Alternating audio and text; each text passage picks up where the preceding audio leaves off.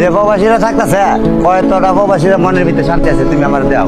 হয়তো বা এই মুখ টেনশন, হয়তো বা এই মুখ টেনশন, হ্যাঁ 14টা ঘন্টা হেলে খালি ফেরার বেলায়, হ্যাঁ ফেরার বেলায় হ্যাঁ কাম স্বর্ণ, হ্যাঁ কাম গাড়ি, হ্যাঁ কাম নারী, হ্যাঁ কাম বাড়ি, আর হ্যাঁ মুরুখ না বাসো কে এইটার কোনো চিন্তা হইত এমন জালো মেরে সাপ হয়ে দেখা এরকম টাকা মাসে যে টাকা দিলে প্রবাসীরা সুমা দেয় মোবাইলে, ও আমার আব্বা।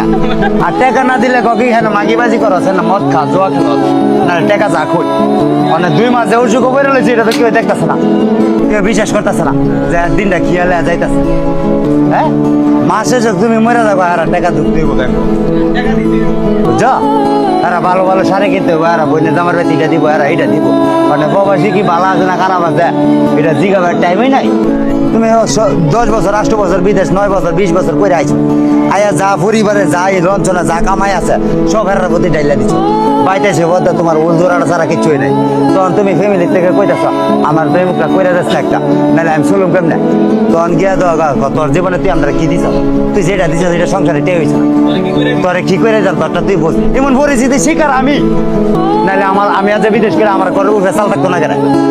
হ্যাঁ তুমি আর বুঝ দাও, নাহলে আমার টাকা 10 টাকা 5 টাকা আমার টাকা কামাইছি না, আমার টাকাটি কই গেছে, আমার জব দিয়ে দাও।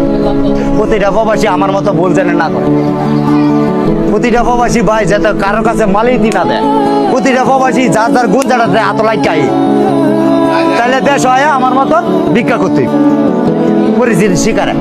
আমি যখন দেশ হয়ে যান আমি যাবার তুই 7 বছর 8 বছর বিদেশ করেছ, তুই সাবেছ কি করুক আমাদের দেওয়ালে ঠিক আছে গা।